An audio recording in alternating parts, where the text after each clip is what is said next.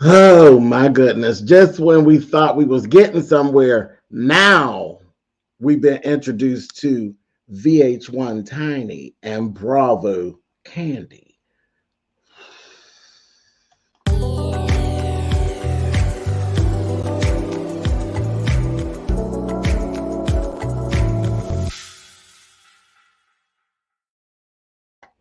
Hey guys, thanks so much for clicking on the video. This is my review for SWV and Escape, the Queens of R&B.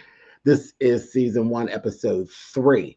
And like I said, we were in a whole kerfuffle these first 2 episodes, and then we seem to have been getting somewhere, and then it's on to something else. Diva. Business, money, ego, period. But let's start here. We know that when we left off, Latasha was down in Nashville at that shady little gospel company. I'm so over them. The little shady gospel company. Okay, she's there with them, doing some talks about doing her solo deal. Okay, so she ends up, Taj lives down that way. So she ends up getting together with Taj. And it seems Taj is the glue between the two. Taj has the personal friendships, it seems, with the ladies. And yeah, Taj is doing a great job of running back and forth and keeping the show all intertwined. She's doing a great job. Taj, maybe you could become, well, you can't become an Atlanta housewife. Well, maybe you can. You spend a lot of time in Atlanta. Maybe Taj could be an Atlanta housewife that is like a snowbird. I don't know. Think about it. Hey, Andy. Taj. Anyway, because Taj know how to pull it together and maneuver in between. Again, she's reality show. Anyway. Down off my soapbox, but don't boom, bam, and I'm back. Okay, listen. So Taj and Latasha get together, and they go, and she takes her to, it's so thoughtful. She takes her to the African American music museum. Real nice, very nice. Little bits of it that we actually did get to see. Real nice, but it was setting the mood for the conversation. Basically, to tell her, girl, knock it off and let's get this shit moving. And something she dropped while they were there, she was saying how Destiny's Child actually used to look up to them and used to actually come to all their concerts. Whenever they would come to Nashville, they would be waiting for them and, doing the whole fangirl thing. And they took to them like little sisters as well. And they used to take them out on some dates and stuff with them, like signings and different things like that they actually did. They reached down to them, that was really cool. I never knew that. But that's so cool. That is so cool. Just never know. You just never know. I didn't know. I'm telling you, I've told you all before.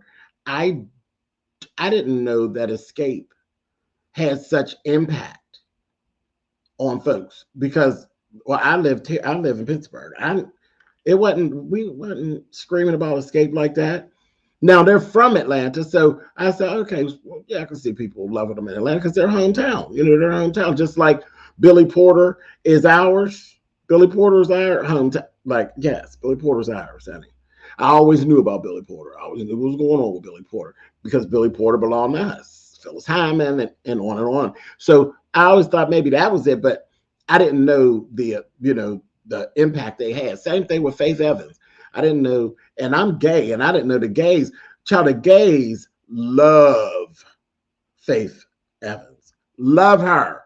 I'm like, I don't know how that got past me, but they do. They go up for Faith. Anyway, again, I'm soapboxing like heck today. Anyhow, so she basically was setting the mood. Like, look at this. You're in here. I'm in here. There's so much history about girl groups and getting things going and getting along and all that. So she's just, they're talking and they chilling. And then Latasha felt so comfortable, which I thought was raggedy, that she actually told Taj about what was going on and how she was going basically thinking of going solo. And I'm like, how do you feel comfortable enough to say this to Taj? You ain't even told your group. You are shady, shady, shady. Like you are really shady. And it's a thing where Tasha, you don't like them. And that's what I'm getting. It's gotten so far down. I don't think she even likes them anymore. And when I say them, I'm talking about everybody, her sister included, as far as that model, that the group escape. I don't think she even has feelings for them anymore. Because how could you be telling, just some random person about you thinking about leaving the group and they don't have a clue? That's child plays. I would never want to be in one of those type of situations. It's hard being in a business situation with a person that you're not on the same page with. But when people start making those types of moves, it's time to get out. I've been there, but not like this. They've done this and then it went on. It moved on. When it was like that with me, I went ahead and parted ways with the situation, and then that was it. So it didn't get the chance to grow into any like that. But yeah, this silent animosity is like, woo, okay, girl. All right. But you still in. It's different if y'all separated out, but you still in making moves that actually, reflect on what's going to happen with the group. That's a mess. That is a mess. Anyway, moving on. We see Coco sitting with her friend Tameka and LaTroy. So we're getting to see Coco. I always told y'all, I don't do no Coco. I don't drink Coco, and Coco from SWV. I'll watch if we have to. But anyway, so we get to see more of regular Coco with her friends. And I had no idea that Coco was had issues with bipolar depression. I did not know that. So I said, well, I guess I got to be a little softer on her, as far as those mood swings. I got to kind of give her some grace, because I told you I always like, she is just mean. She just ain't. There's a reason for all that. I had no idea. This is the first I'm actually hearing of it. I know some people know their story. I'd never heard of this before. I was like, wow. I said, okay, I got to give her a little bit of grace. You got to give her a little bit of grace because of the mood swings and what she was talking about. Her whole thing, instead of wanting to hurt herself, she literally was wanting to hurt someone else. Like, she literally said she was planning on offing somebody. I'm like, well, you really had some issues. So she really had some issues. But she said, she's on medication and her medication's calibrated and she's doing real well. And that was the whole thing. Her friends, they keep up on her to make sure that she's all right. I'm like, well, that's good. That's good. But that was very eye-opening when it comes to the Coco and how I feel about Coco thing. And I think, me personally, I got to, now knowing I can't really just be like that. I got to kind of give her a little bit of grace. I have to give her some grace. So I will, but some personality flaws are just personality flaws. It don't have anything to do with that. That just adds to some of what you got going on. And she still got some mean girl ways. So I will still speak on them, but I'm going to give her a little grace because there's some stuff going on. I'll keep that locked in. I won't be so hard on Miss Coco. I'll try. Anyway, okay. So I said, okay, we saw a little bit more of like regular Coco. She messy. When she told them that about getting older, so I'm 52. Honey, but this WAP is still wet like I'm 21. I was like, that's okay, Coco. Especially she got a 19-year-old son that's on the show. I'm like, oh, I know when he see that part, I'll be like, oh, girl, really? I just laugh. I was laughing at her. Same thing with LeeLee later on in the show. You know what? Let's just jump there because we don't leave here. Let's jump there. LeeLee had this conversation with her son, Kyrie, and she was going into this whole thing about not being your children's friends. And she's like, I'm not their friend. I am their mother, period. I'm not their friend. I don't try to play that game. I don't get in all that. So him and her are out on a little thing and they talk and she's talking about his music and him doing what he's doing. And then she was saying, you know, he got to do his work for himself. She's not going to be a crutch. She'll be support, but she's not going to be the crutch for him as far as his music. And I'm like, okay. So she's saying, you know, she's not going to just open the doors for him. He got to go and grind. So I was like, okay. Then I just kind of started thinking, and that's my shady popped up. I was like, LeeLee, do you have doors to open like that? Like, I was like, I don't know. Sound like she's overshooting her hand. I don't know what door it is she was talking about. Because, you know, the door, she could be talking about the door to the McDonald's or the door to the Wendy's or the Burger King. But do you actually have a key to the Ruth Chris Steakhouse door? I don't know. I didn't know you had it going on like that. Again, I don't know. Maybe I missed it. SWV's cool, but I ain't know SWV was able to open up no doors like that. Like, I don't know, y'all, man. I don't know. Maybe it's me. I don't know. But it just sounds, she said it like she was Janet Jackson or something. Now, Janet could open a door for you. B could open a door for you. That's how she said it. And I'm like, whatever, girl. Okay, anyway, moving on. She got this whole thing. She writes. So she wrote her memoir. And then she also said I think she writes under the pen name of Sister Hot Puss. I said, oh, my. And so that's like a group of books that she wants to do that are like erotica. They're erotica. I said, oh, why not? Why not? Now that sounds good. You know, that sounds good to me. I said, hey, I'm with it. And it don't, you know, it's definitely writing, y'all know I do, is a whole escape from what you do normally. So yeah, it's very relaxing. Very relaxing and exciting when you're writing. So, yeah, especially when she started talking about the other stuff. Like she went on and she started talking about how when she was homeless in New York, that was crazy. The stuff that she was saying about sleeping in the car and this stuff right after the group broke up. When SWV, y'all remember the period when they broke up, she was homeless in New York. And I'm thinking it sounds like that was basically around before she had the kids, is what it sounds like she didn't have the kids. She didn't say the kids was in the car with her.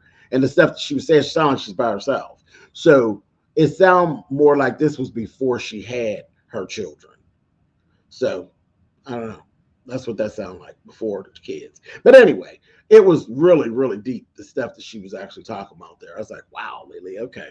So getting to know a little bit about LeeLee, getting to know some more about Coco, that whole thing. Then they showed some scenes where SWV, and I remember that weekend as well, when the week when SWV came to Pittsburgh. They actually had some footage, not a whole lot, but some footage of them coming to my city. I remember when that concert went down. So, yeah, that was interesting. Then we moved on. We got this conversation with Tameka and Mama G.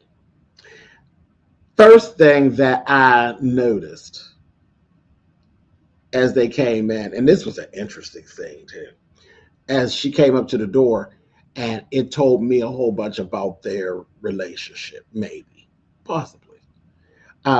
When the mother got to the house and knocked on the door, that right away kind of told me a little something about the dynamic between Tameka and Mama G. My mother don't knock on my door. My mother doesn't knock on my door at all. Knock on the door. No, my mother has keys. She lets herself in. So that just, I was like, your mother ain't got no key to your house? I was like, oh, okay. I would love to know, does Mama G have a key to Latasha's house? Or does she knock on the door over Latasha's house?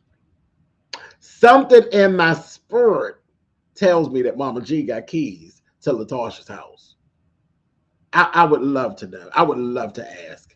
But something in my spirit tells me that Mama G got keys to Latasha's house, but not to Tameka's. So anyway, And not that Tameka wouldn't give them to her. Perhaps she just doesn't want them. Anyway, she goes on as she's standing in that stance that she has. And I said, oh, Mama G, I said, this is just not, again, you know, I always talk about people who just maybe shouldn't even did reality TV. And I'm getting Mama G is one of them people who probably just should not have done reality TV. She should probably be quiet and in the background because it just is not a good look. But she's talking, and then she's standing down in this mess she got going on. And when she got to carrying on tomorrow, I am the fifth member of the group. See, that's your problem. That's your problem. You somewhere, you one of the mothers that you think that somebody owe you something. Respect. That's all. The reason that she had you there to tell you that she was feeling really some type of way because you felt disrespected. She wasn't trying to disrespect you, but you felt disrespected. She brought you in so she could correct that, because it was on your part, not on hers. She did not feel like she was disrespecting you. She didn't feel as though she was telling you off. She was just expressing her feelings. And you jumped to, which I thought was a cop-out, you jumped to, I'm not to be disrespected. And by disrespected, that means you're not to be called to the carpet about any of the bullshit that you do. Mama G, again, that's all that works outside of public opinion. Being on the show puts you in the court of public opinion, and it just does not look good to me. Anyway, but she went into all that. She was standing down in it. I am the fifth member, and I keep you and Tasha together. Well, you're not doing such a great job, sis, because her and Latasha are in turmoil, and it seems like they've been in turmoil, hell, since they've been a group. Tasha been running amok and carrying on and doing a whole lot, and you've been upholding it, fifth member. But she's telling her, no, Mommy, you're really not the fifth member, girl. You're not part of the group. We are grown women. But that wasn't, none of that wasn't resonate with Gigi. Honey, Mama G wasn't having none of that. She was telling her off, letting her know, getting her together. And then she got backed up off. I said, uh-oh. Tameka backed her all the way up off of her when she told her, and it was done so graceful. And it was serious. It wasn't even, she wasn't trying to get her. She did get her, but she wasn't trying to get her. When she told her, you know, if this is how we're going to do and we're going to continue on like we've been, I'm going to have to take a step back. Baby, when I tell you I looked in old Gloria's face, honey, I said, girl, she hit you with the what, honey. I said, oh, honey, that whole atmosphere in that room switched up. I said, uh-oh. Baby, that hit her like a ton of bricks. It hit her like a ton of bricks. Sometimes it's just a certain thing that needs to hit a person to turn the light on to what's really being said, and you need to get up out of your bullshit because you get ready to lose. And no, I don't care how evil or how mean a parent is. No parent wants to lose their relationship with their children. They don't. No parent wants a child walking around that has no want or need for interaction with them. No parent wants that. Child, that thing turned that light on for old Glowbug, honey. I said, baby, she got down off of that high horse and took her high heels off, baby, and stood on flat-footed on the ground and told her, no. I am your mother, and I love you. And I said, Now that's the stuff you should have been saying all along. So I was glad of it. It was nice that it ended up happening on TV. So we actually had a reality TV moment. That's just our selfishness as watchers. But that, I think, was a real reality TV. But when she told her she was going to back up away from her, that turned the light on like, oh, shit, I ain't winning for real. No, you're not. You ain't been winning, Glowbug. This was ugly. Anyway, so that went down with them. So hopefully Miss Gloria can kind of see where she's going left and kind of pull that together and get her situation with her daughters, all three of them women, get that together, because that That stuff was hard to watch, with them and that little. That's terrible. All that picking and choosing and shit. That's horrible. Anyway, moving on. So Taj goes over and sees Candy, and they actually have their little talk. And long story short, Taj basically told Candy what happened. That when she met up with Tasha, I said, "Oh, Taj." I said, "Okay." So Tasha might be mad. She's probably going to be mad, but that's okay. She's probably never confide in you again. But that's that. But she messing with your money, so I get it. They basically came to, so division goes on with or without Tasha. Period. Tasha could get on the bus or don't get on the bus. Y'all be fine without her. And we ain't holding up no more. We're gonna have a meeting and we're gonna see what's going on. And she said, now see, I know where y'all at, because when Coco decided to go solo, she did the exact same thing, and she did it the same way. Her the way she treated us started changing. She started being real shady and dismissive, and then she snuck it in. Just same thing. She said, "So I see you. I know what y'all going through, and I ain't here for it at all, basically. And the train needs to move, whether she gets on or don't get on." And she was like, "Yeah, when Coco did it, baby, I was pissed." I said, "Okay." And Candy, you already know, Candy was like, "What?" She's like, "See, here we go again." I said, Okay, then let's jump on over here. We see Tasha in the studio. She laying some tracks. And I didn't care for that song. Whatever that little song, I don't know what that song was doing, but I was like, what is that supposed to be? I don't know. It sounded like something for a kids show or something. It just wasn't. I think it was. I don't know. I don't know if she was going like trying to do the gospel thing, that little balance. It's hard. That balance between gospel and popular music, like Mary does, it don't work for everybody. And if that's her version of that, girl, good luck. Good luck. That didn't give me the shackles on my feet so I can dance. It didn't give me that. I just want to praise him. See, look, can't even get out of it, honey. Y'all know how Mary give it up. Don't play. I just got stuck, y'all. I'm sorry. I just got stuck because I just start thinking about Mary stuff.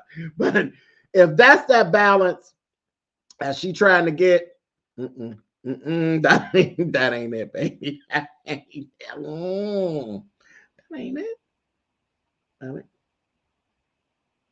That ain't even your love, God. God, that ain't it. Maybe not. Anyway, girl, Warren Campbell. Go contact Warren Campbell. You got the vocals. Go contact Warren Campbell. You got to get your mess in your life straight first, because they not going to mess with you with that messy shit you got going on. But Warren Campbell might be able to bring you over. I don't know.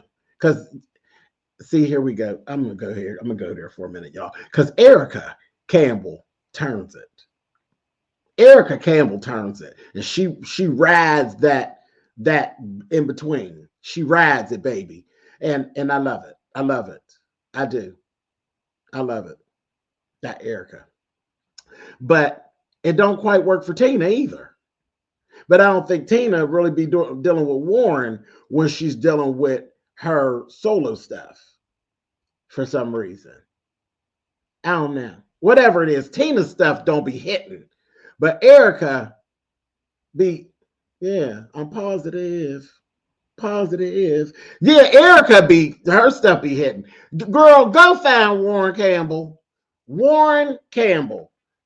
You want to win? Warren Campbell, girl. Anyway, moving on and fix your stuff here and get away from that shady whoever them people is down there in Nashville with that little gospel church. Warren Campbell. Okay, let me go. Anyway, so Tasha over there messing up that song, and then Rocky ends up coming in. That's what he gives me. He gives me angst. I don't think I care for Rocky very much. He said to her about her sister now, does Tameka even want to get back get things back the way they were? Obviously not, because she is accusing me of something. Excuse me. Hello, Rocky. Come here, honey. Come on down front. Let me tell you something, Rocky. The sister's relationship shouldn't have nothing to do with you. You ain't no sister. You ain't no sister. And if Tameka and Latasha, their relationship is sitting on whether or not you're happy, then they got it all wrong. They got it all wrong. They were sisters a long time before you brought your blockhead ass into the picture. And for you to even say that, Latasha, you need to get your life in order. Because you sat there and listened to that like that was something like you was considering it. That turned me off so bad. I said, what? I wouldn't care who I date. I will not care who I date. That whatever relationship I have with them will have no bearing on the relationship I have with my brother. Are you crazy? Have you lost your ever-loving mind? The best you could do, you don't get along with my brother, the best you could do is keep quiet about it, and then y'all stay away from each other. That's it. But ain't gonna be no, I'm sided up with you somewhere and my brother somewhere. What?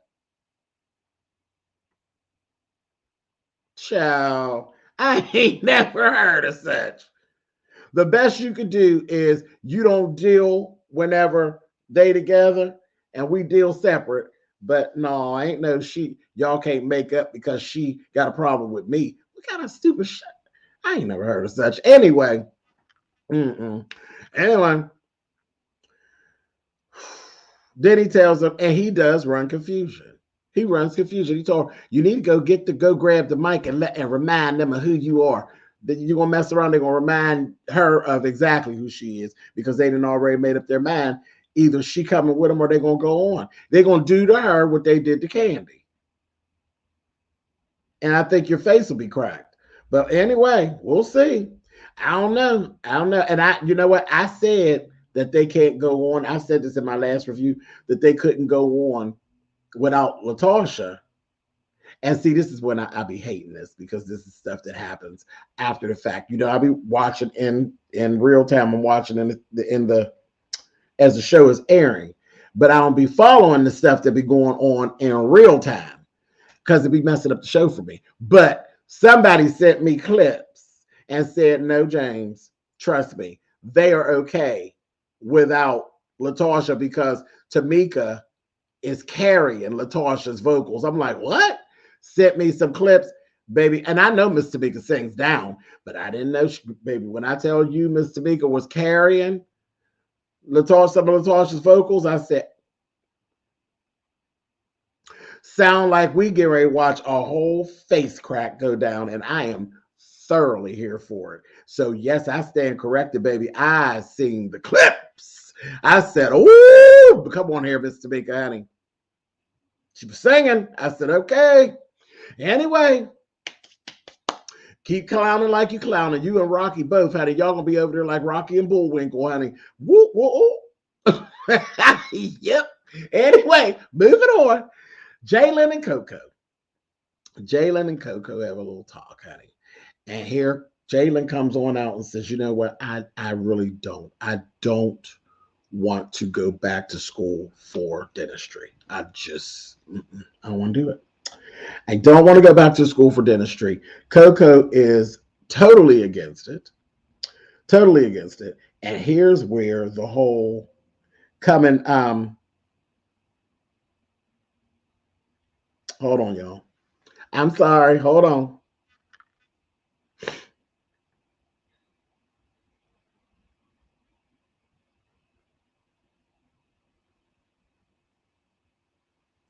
Okay, so sorry. Anyway, listen, trying to be everything to everybody as much as I can. Anyhow, so Jalen and he says, I just really don't. I'm just not feeling it. He said, you went through the first year and you did fantastic. Your grades were great and all of that. And he's like, well, yeah. And they keep going back to this. He said it when he was 12. He said it when he was 12. He's 19 now. And he's doing it. He's like, I'm just not interested. I just really am not interested. His creative has taken over. I've been there. I understand it. I definitely understand it. This was part of my story. Oh my God, I understand. Coco is having a fit. She's like, I'm paying for it, this, that, and the other. And I'm like, that I don't like, but okay. You know, this whole, when she says, he's like my little broke bestie. Y'all know how I feel about people who give you stuff and then throw it in your face. People who give you things and then they never let you forget it. Mess with that kind of stuff. Anyway, that's like, okay. So because you pay and you think you get to say everything. Okay, been there. Listen, y'all go read my book, honey. I wrote my memoir. If you want to hear that, go read it, honey. I understand, Jalen. I understand, darling. But it just kind of shows you, we got out of the story that Tiba, which is Coco's mother, has basically raised Jalen for the most part. She raised Jalen, and Jalen is Coco's best friend. Sorry, y'all. It's her best friend, okay? And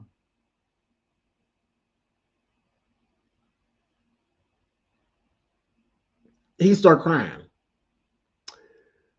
Well, he didn't start crying at first. She said, well, let's just call Grandma and see what Grandma has to say. Because before, you know, Grandma basically was sad with her. You know, so she's like calling for the backup because, again, Grandma is both of their mama, okay? So they call over, and Tiba's like, okay, and he's talking. She's like, well, baby, no, you ain't old enough to know what you want. He really is, but okay. They're going on, and he wants to say, and all this. She doesn't want him to get into the business. And I actually get why Coco don't want Jalen to go into business. We get it. We all looking at it. We all see. And let's just be clear. We know what it is. We know what it gives. Coco knows what it gives. I know where you at, Coco, and I know why you there. But you can't turn the creative off. You said it yourself. Your mother didn't want you to go into it. Your mom didn't want you to go into it for some of them same reasons. Well, just the hardness of the business. But Jalen's soft, and not just his outer. Jalen is soft, and Jalen's going to run up against some hard times, but he got to do it. He has to do it. First of all, he's talented. He is talented, so he got to give it a shot because it ain't never going to go away. It's never going to go away. Your creative just doesn't turn off, and it will not leave you alone. I'm telling you, I'm speaking from experience. It will not leave you alone. Won't let you go. It won't turn you loose. It won't. And if you fight it, you will become bitter, and you will always resent that you didn't do it, and the reasons why you didn't do it, and the things and the people who play part of it. He got to do it. He has to do it. And I know it's going to be a scary time for you. It's going to be aggravating for you having to watch it and for him going through it and all of that, but he has to do it, Coco. That's just all there's to it. But anyway, because he's going to be miserable. Because he's miserable now. I can see it looking at that baby is miserable. He is completely miserable. I was there, and I was stuck for 1 full year going to school for something I did not want to go to school for, all trying to please my mama. And like I said, my creative would not let me go. It just would not. I was miserable. That was the most miserable year of my life. Truly. And yeah, still to date, that was the most miserable year of my life. I was miserable. Until I said, listen, that's it. I'm doing this is what I'm doing.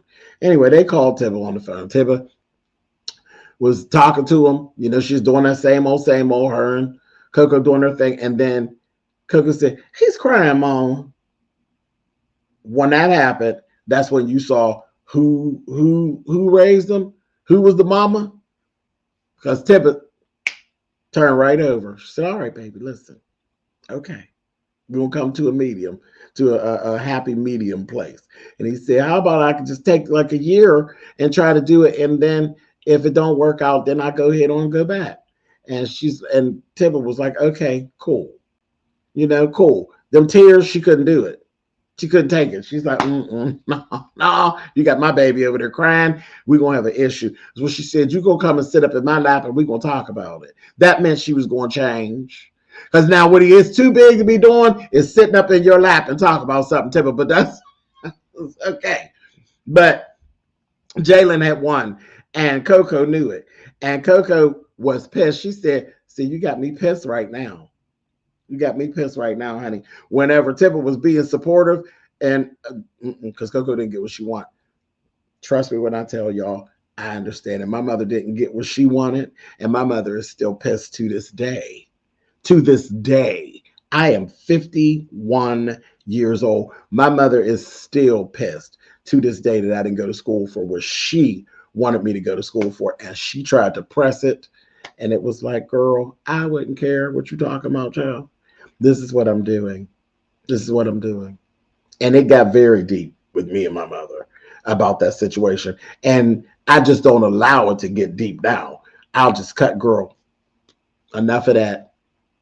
Enough of that. I'm not even doing it with you. But she would go full on with that conversation. My mother would love to do a little battle with that. She loves it. She ain't never going back down away from it. That's what she feels, and it is what it is. But girl, my mother's old nasty piece of Gemini. Nasty piece of Gemini, honey. She is either this or she's that. There, and you see this shirt I got on?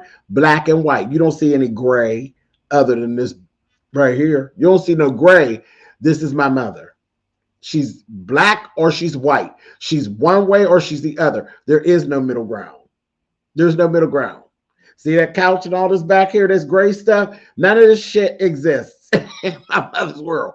My mother's world is black or white. That's it. Ain't no middle ground. She either in or she out. That's her. That is her.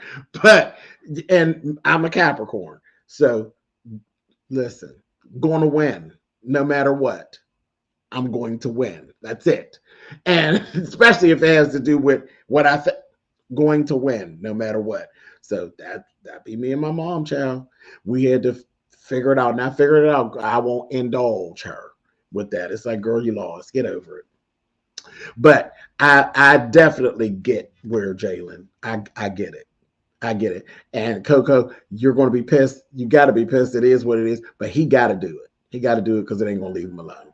So that was a very interesting situation. I said, oh, all right. So that is that. Now moving on. Here's the last part. This is when it got very interesting. I said, okay, they had this meeting. They get down there to this rehearsal spot there in Atlanta, and all the girls are there. Okay. All of them, everybody showed up. And baby, Tasha was still having hesitation. And I was like, oh, she's getting on my nerves so bad.